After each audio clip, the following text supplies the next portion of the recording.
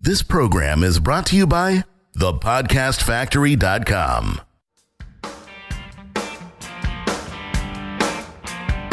Hi, my name is Igor Kheifets, and this is the List Building Lifestyle, the only podcast which delivers cutting-edge conversion strategies from the online trenches straight to your earbuds. Download the transcript of today's episode and all future episodes at listbuildinglifestyleshow.com. I also invite you to grab a free copy of the Wealthy List Builder Survival Guide at listbuildinglifestyleshow.com/survival. And now, once again, it's time to claim your list building lifestyle. You are listening to List Building Lifestyle. With me is the Prince of List Building, Mr. Igor Kheifets. What is up, my man? I like that. I like the Prince of List Building much better than the Big Daddy of List Building. Thank you very much. Yeah, I took it down a notch because I wanted to say the King of List Building, and I thought you were going to play that false modesty with me, so I took it down a notch, and it worked, huh? Come on, my modesty is 100% real. just like my clicks, man. Oh, man. So, Igor, what's up, man? What do you have in store for us today? Well, Jonathan, today I want to devote this episode to talk a little bit about ethics and morals, because I believe that the ethical lines of our industry are kind of blurred. And this is something that everyone knows, but very few people talk about it, especially the gurus, right? Now, I do want to remind the list builders that, you got to be careful about who you work with online, because the gurus never reveal the real secret of how they got rich. And that's actually very, very common. And here's like a quick little story that really shows how this works. So several years ago, I paid about 15 grand to work with a guru from Newcastle, United Kingdom.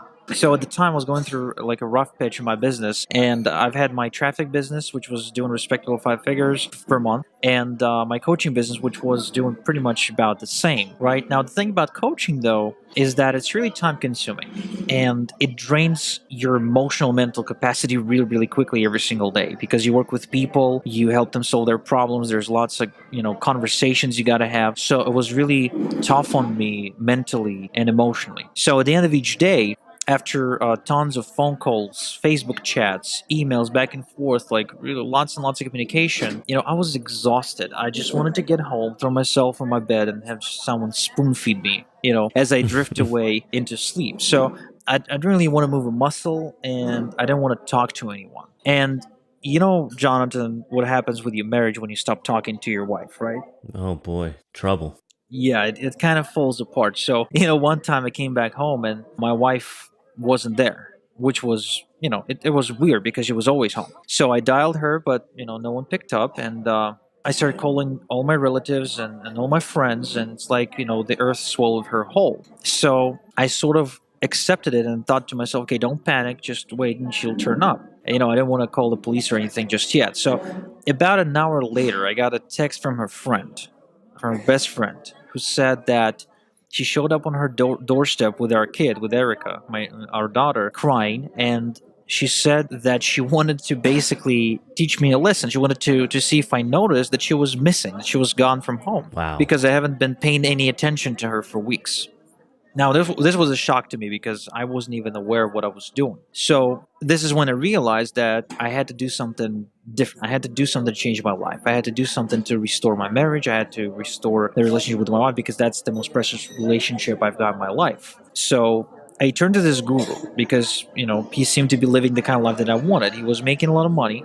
He worked about 3 days a week, 4 hours per day. He mostly just done coaching calls and a little bit of, copywriting. And, he was happily married and never seemed to have missed his son's swimming lessons or anything like that. So I asked him, I said, what do I do? To which he says, look, which business are you more passionate about? And I said I was more passionate about helping people through coaching than just selling clicks, than selling traffic, right? And he said, okay, then just go ahead and sell your traffic business and do coaching instead. And this way you will eliminate a huge time suck and you'll just do what you like. And I was like, wait a second, but it doesn't make any sense, because if I sell coaching on how to build traffic businesses and I don't own one myself, doesn't that make me a liar, a hypocrite, a douchebag? To which he said, no, it actually does not. It's not such a big deal at all. And, I've got this client who coaches other people how to do eBay marketing, how to, start eBay businesses, who doesn't really own an eBay business in the first place,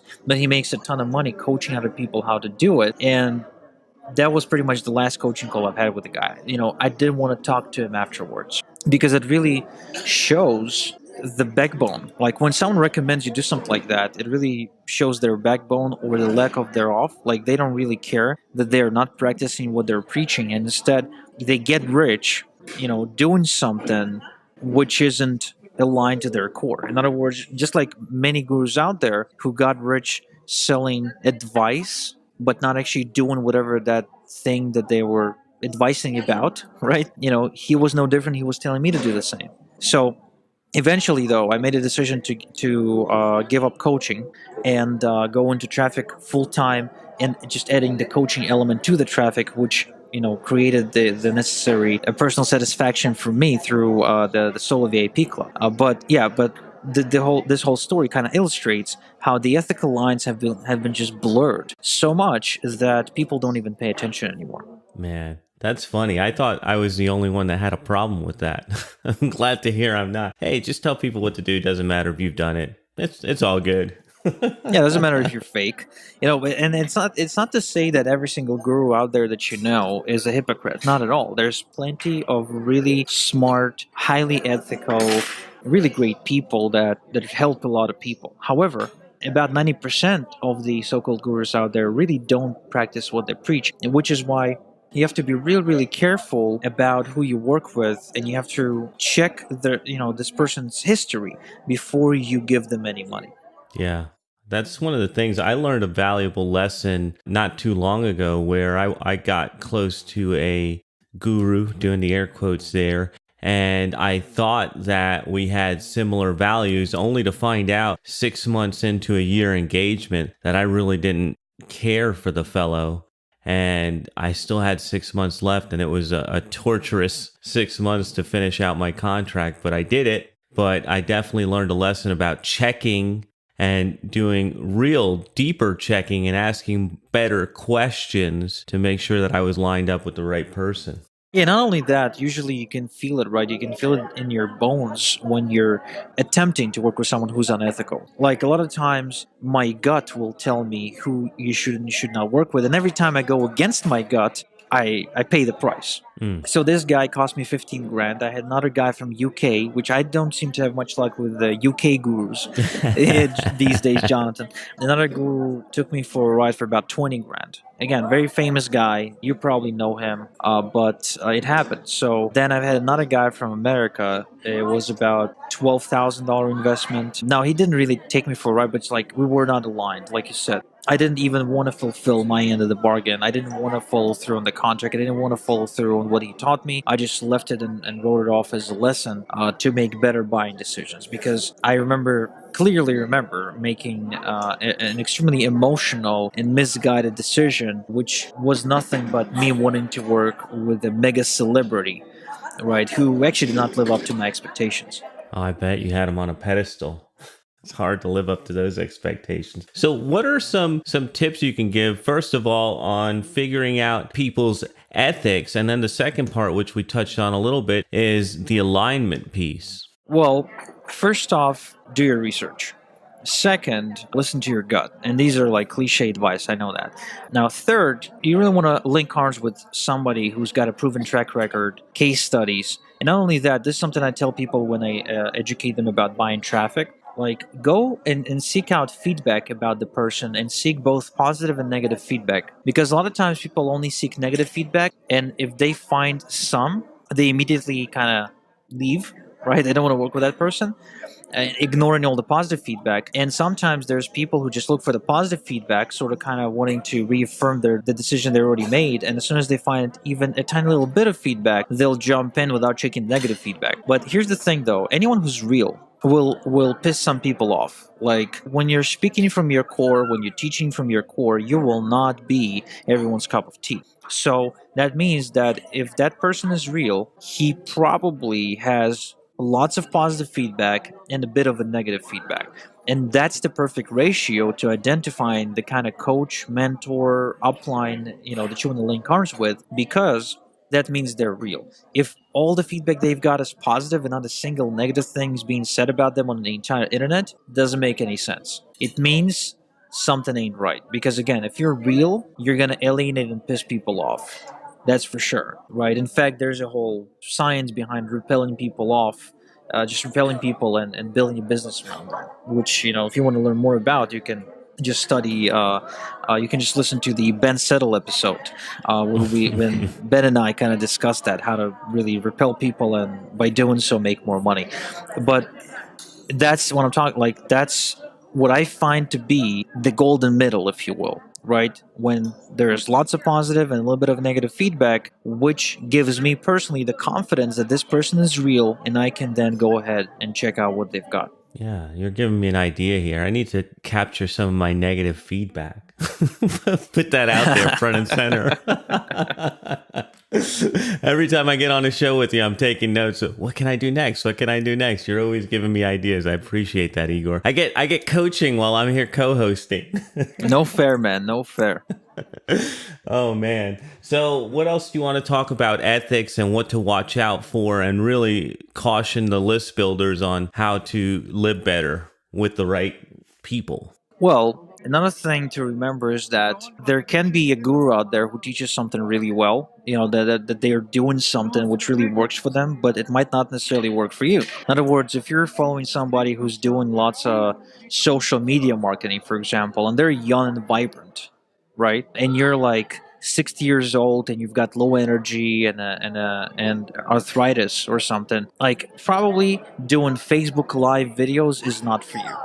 Facebook Live, or like posting on social media about the dream lifestyle, etc., is something that young, vibrant people do, but it's not something that an older person necessarily like is going to be effective at. So for that person, a different strategy like paid traffic might be a better fit. You know what I mean? Like writing an email, because like that's not about their lifestyle, will probably be a much better fit for that person because they've got a rich life experience which they can use as email fodder.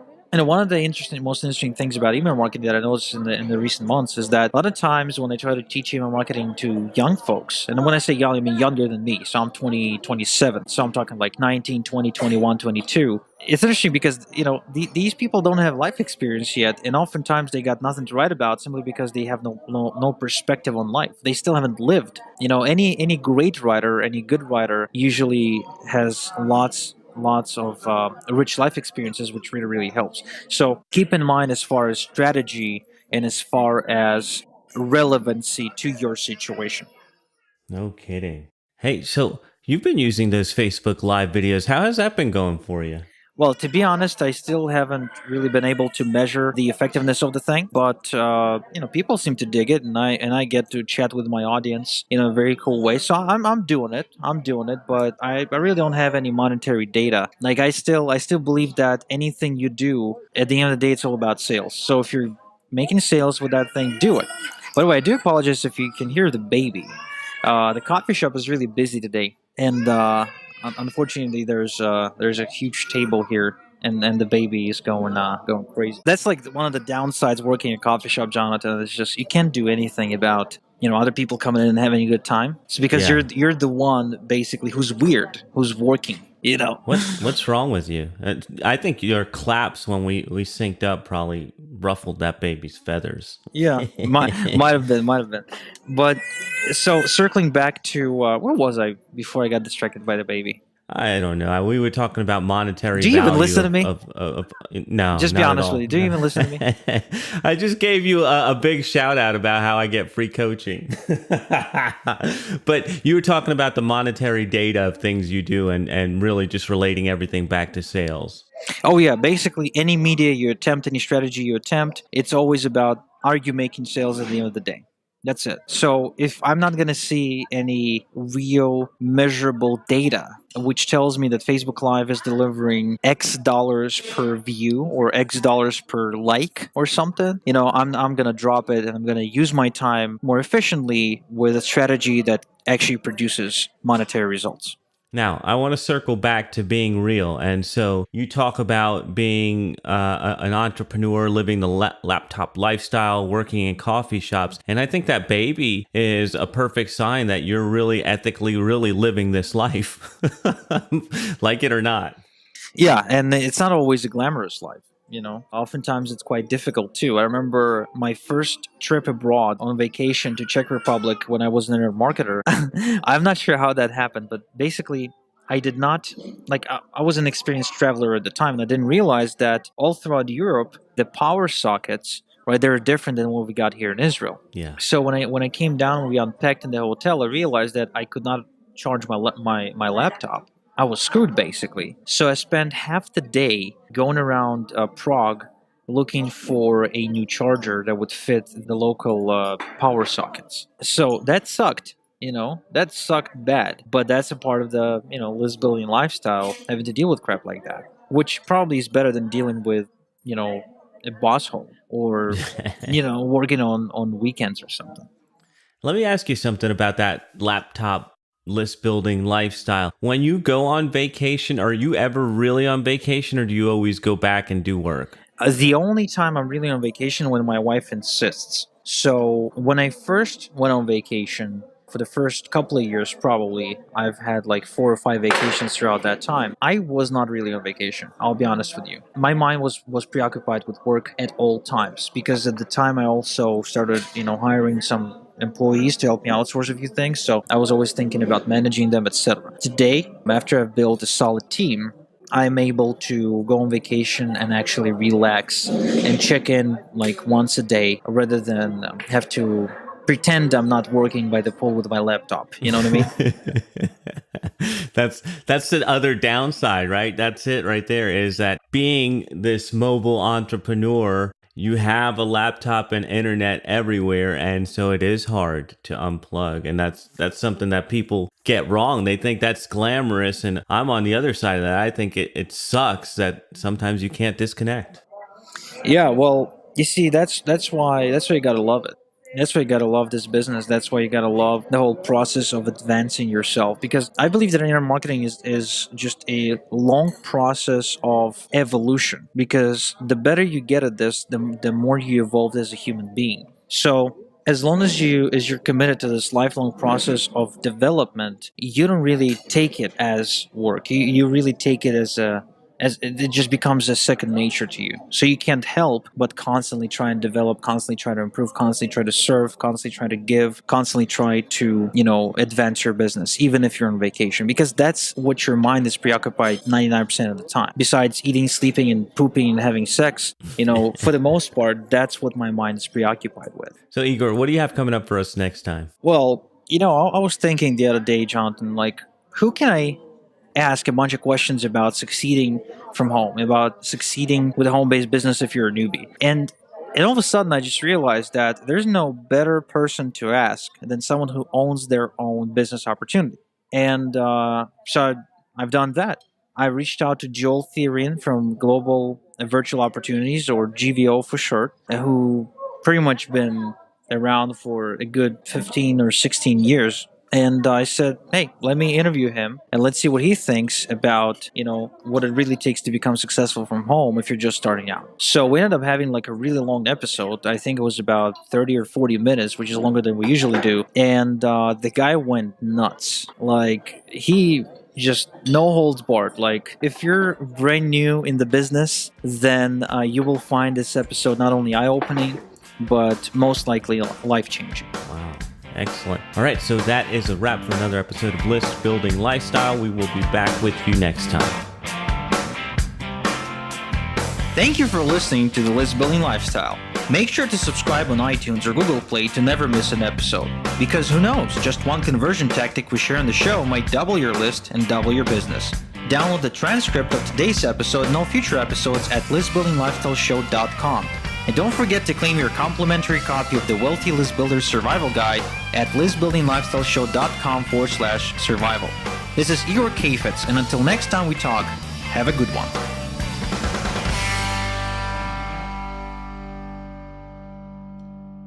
This is the podcastfactory.com.